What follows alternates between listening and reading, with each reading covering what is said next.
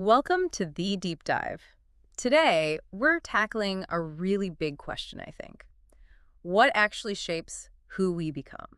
It's fundamental, isn't it? Yeah, and you hear a lot about, nature versus nurture, but it feels, well, way more complicated than that. Oh, definitely. It's more like a rich tapestry, woven from loads of different threads. So our mission today, let's say, is to unpack some of these core ideas, these different ways of looking at how we develop, different perspectives on our growth. Exactly. And it's amazing how many lenses we can actually use. Today, we're focusing on three frameworks that I think are particularly insightful. Okay, what do we got?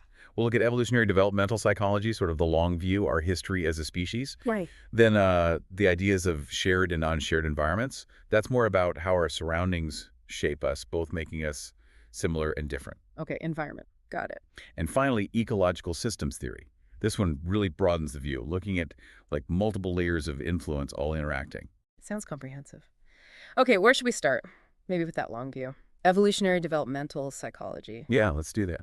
So the core idea here is pretty straightforward. Hmm. Understanding evolution helps us understand how we develop and why we behave in certain ways. So like how things that happened way back still affect us now. Precisely.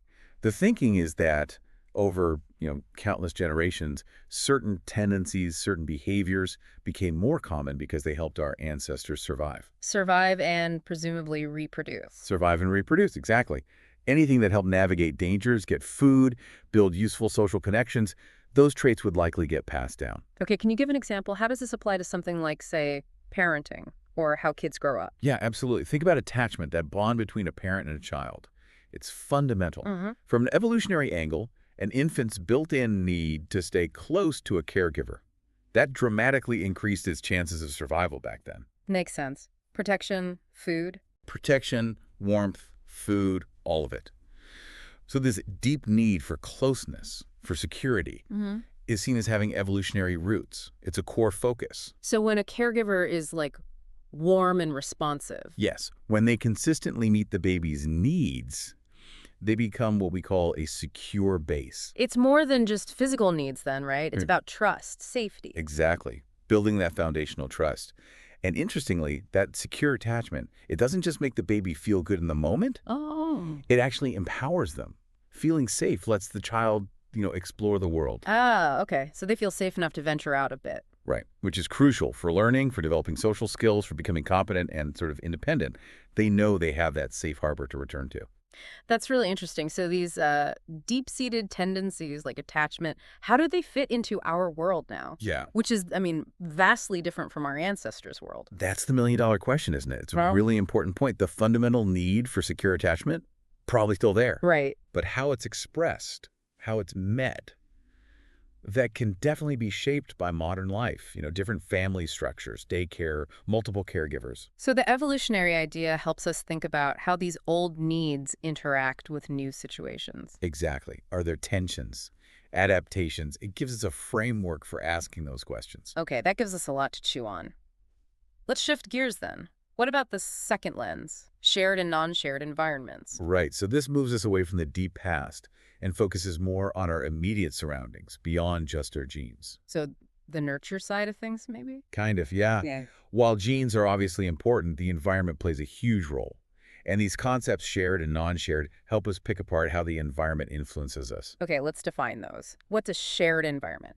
So shared environment factors are the things that tend to make siblings in the same family similar, like the family's socioeconomic status, the overall parenting style, the neighborhood you grow up in, the books or resources in the house, kind of the common background stuff. Right. Stuff everyone in the family experiences, more or less. More or less, yeah. So then non-shared environments must be the opposite. Exactly. These are the things that make siblings different, even growing up in the same home. Okay. Like what kind of things? Oh, it could be loads of stuff. Different friends, different teachers, maybe getting treated slightly differently by parents, even unintentionally, maybe based on birth order or personality. Or just unique life events, right? Like one sibling gets sick or has a specific accident or opportunity. Absolutely. All those unique individual experiences fall under the non-shared umbrella. So siblings share a lot, but their actual lived environments can be surprisingly different. Very different. And research especially behavioral genetics research using twin studies, adoption studies. Yeah. It's been really key in showing how important both genes and these environmental factors are. And here's the kicker.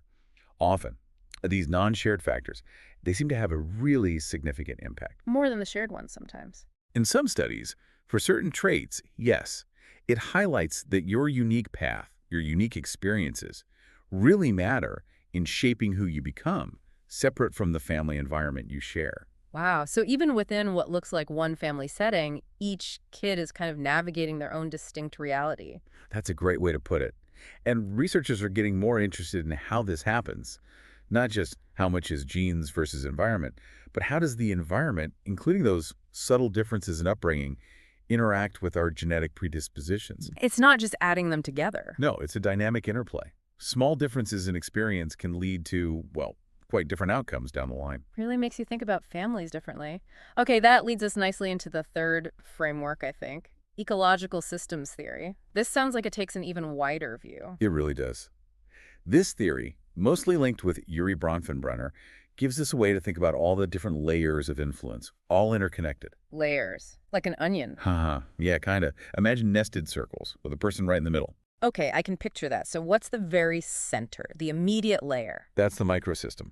This is your immediate environment, the people and places you interact with directly. So family. Family, school, your friends, maybe a daycare setting, your immediate neighborhood playground. Got it. And a key point here is that influence goes both ways. It's bidirectional. Meaning? Meaning the child isn't just passively soaking things up, the child influences the parents, just as the parents influence the child. A child's temperament, for example, definitely affects how parents respond to them. Right, it's a two-way street. Okay, so that's the microsystem. What's the next circle out? That's the mesosystem. Meso means middle or intermediate.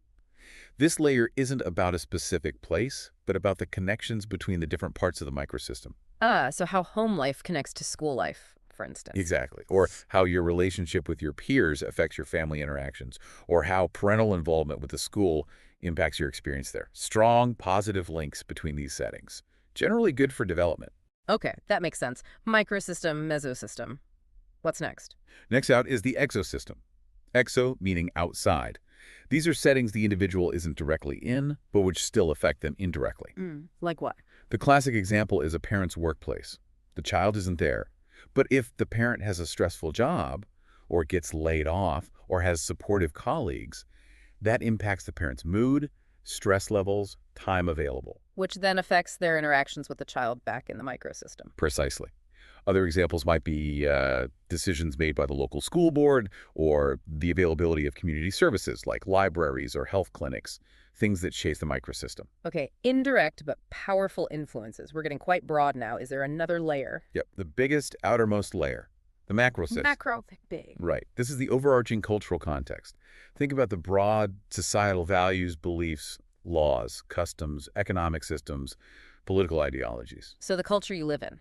Exactly. Cultural ideas about independence versus community, gender roles, views on education, laws about child welfare or parental leave, all of that is part of the macro system, and it shapes everything happening in the inner layers. Wow, okay. That covers a lot. Is that all the systems? There's one more crucial element Bronfenbrenner added, which cuts across all the layers, the chronosystem. Chrono. Time. Yes, time. This adds the dimension of historical time and life transitions.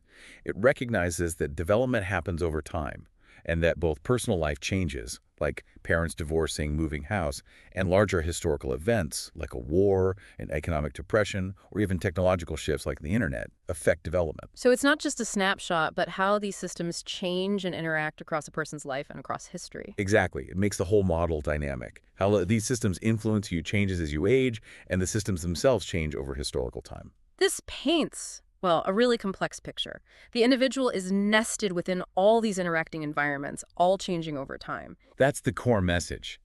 To really understand why someone develops the way they do, you have to consider them within this whole web. You can't just isolate one factor.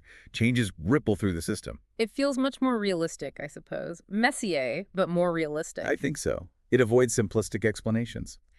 Okay, this has been Incredibly illuminating. We've gone from our deep evolutionary past through the specifics of shared and non-shared experiences within families, right out to these broad societal and historical forces. Yeah, three really different, but I think very useful ways of looking at development. And the key takeaway seems to be that they aren't really competing, are they? They're more like different tools in the toolbox. That's a perfect way to put it.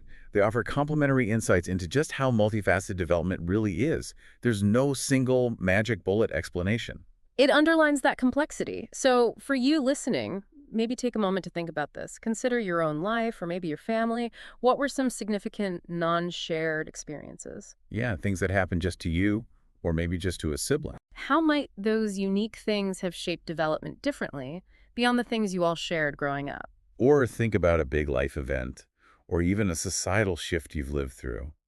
How might that have rippled through those different ecological systems, your microsystem, exosystem, etc., and maybe nudged your own path? Just considering these different angles, these frameworks, might give you some fresh perspectives on your own story or the stories of people around you. Absolutely. It fosters a deeper appreciation, I think, for the intricate dance of factors that makes every single person unique.